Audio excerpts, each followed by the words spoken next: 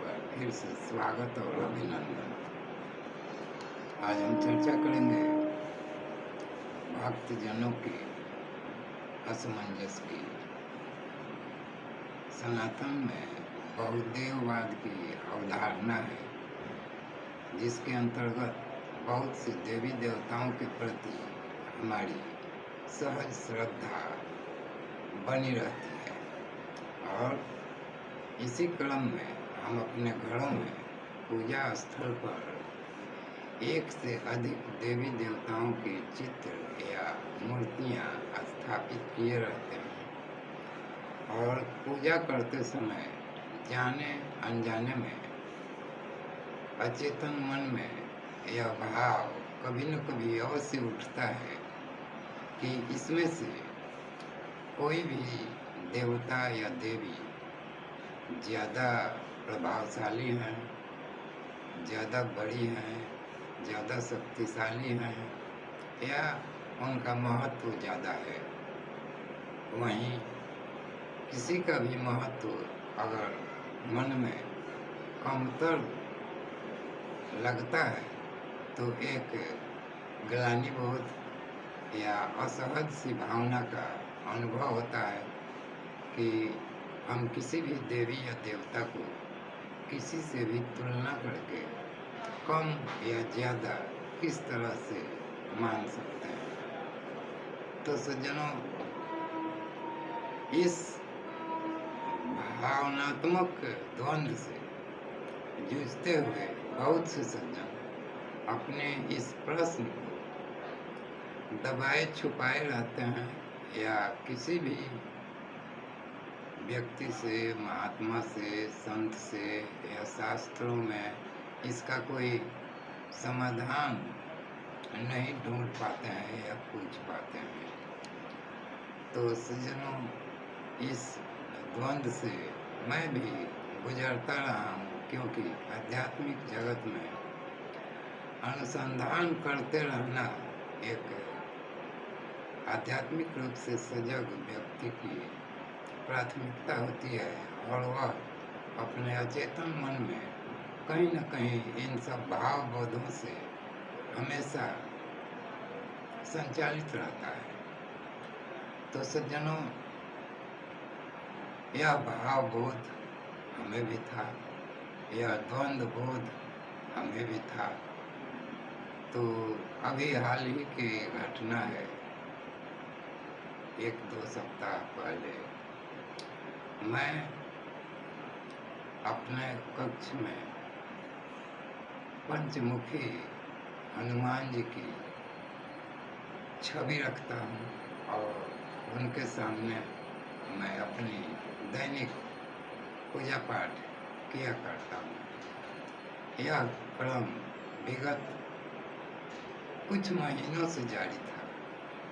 तभी कुछ कारणों से मुझे अपने कक्ष से दूसरे कक्ष में आना पड़ा, जहाँ पर कि एक छोटी सी जगह में बहुत से देवी देवता की छवियाँ और मूर्तियाँ स्थापित हैं और मेरे परिजन उनका पूजा पाठ किया करते हैं। मैं भी यदा कदा वहाँ उपस्थित होकर पूजा पाठ किया करता था या करता हूँ।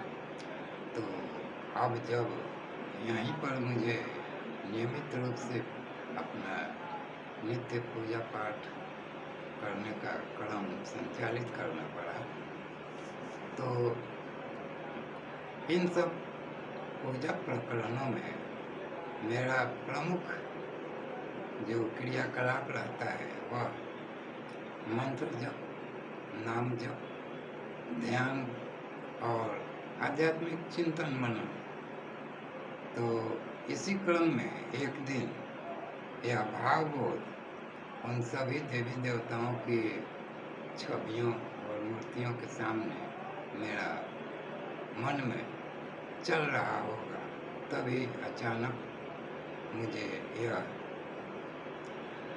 ज्ञात हुआ, स्पष्ट रूप से प्रतीत हुआ कि सभी देवी देवता अपने भाव स्वरूप में प्रकट हो रहे हैं और क्रमशः सभी बता रहे हैं कि हम सभी एक हैं, हम सब में कोई अंतर नहीं है। और बारी बारी से सभी छवियों और सभी मूर्तियों से मुझे यह संदेश अलग अलग प्राप्त हो गया और तब मेरे मन को अचानक एक बहुत बड़ी शांति का बोध हुआ, क्योंकि जीवन भर इस तरह के द्वंद्व से गुजरते गुजरते अंततोगत्वा व्यक्ति अपने व्यक्तिगत प्रयासों और अपनी समझदारी का प्रयोग करके इस द्वंद्व से उबर नहीं पाता है। और इस स्थिति में जब देवी देवताओं की तरफ से ही यह संकेत प्राप्त हो जाए तो उससे बड़ी संतोष की बात और दूसरी कोई नहीं हो सकती उस व्यक्ति विशेष के लिए। साथ ही साथ मैं राम नाम का जापक भी हूँ और बहुत दिनों से श्री राम नाम महाराज से मेरी प्रार्थनाएं चलती रहती हैं और नित्य क्रम में श्री राम नाम महाराज का मैं जप करता रहता हूँ। तो ये सभी देवी देवता की मूर्ति और तस्वीर या छवि स्वरूप जब यह मेरे समक्ष प्रकाशित कर दिए कि हम सभी एक ही हैं, तो फिर वे सभी रूप मिलकर राम नाम में समाहित होने लगे और यह भाव दृश्य देखकर मैं अभिभूत हो उठा। और उसके बाद मेरी सारी आध्यात्मिक द्वंद्व और जो प्रश्नवाचक बातें थी उन सब का समाधान एक पल में या एक बहुत ही संक्षिप्त समय में हो गया। उसके बाद से मेरे मन में जो विश्राम और जो विश्रांति का बोध हुआ वह अवर्णनीय है। तो सज्जनों, मैं आशा करता हूँ कि इस विवरण को सुनने के बाद बहुत से सज्जन जो इसी तरह के मनोभाव और अचेतन मन के बोध से ग्रस्त होंगे, उन्हें यह समझने में और अपने आप को समझाने में सहायता मिलेगी कि ईश्वर और देवी देवताओं के सभी रूप स्वरूप अंततोगत्वा एक ही ईश्वर की सत्ता से प्रकाशित हैं और उसी से उद्भूत हैं। तो हम अपने द्वंद्व से मुक्त हो सकेंगे और उस एक ईश्वरीय सत्ता के प्रति हम अपना आत्मिक लगाव स्पष्ट रूप से अपने अंतर्मन में स्थापित कर पाएंगे। साथ ही साथ अगर राम नाम में हमारी श्रद्धा भक्ति और विश्वास का उस प्रकार से स्थायित्व है तो हम राम नाम को भी सर्वोपरि रूप में ईश्वरीय सत्ता के रूप में जपते रहेंगे और इसका आध्यात्मिक लाभ अनुभव करते रहेंगे। अन्यथा तो आध्यात्मिक शांति का साम्राज्य हमारे मनोमस्तिष्क में स्थापित हो ही जाएगा।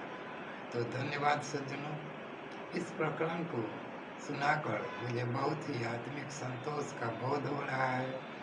फिर मिलेंगे अगले वीडियो में इसी प्रकार किसी धार्मिक, मांत्रिक, आध्यात्मिक या ईश्वर अनुसंधान संबंधी चर्चा विमर्श के साथ। धन्यवाद।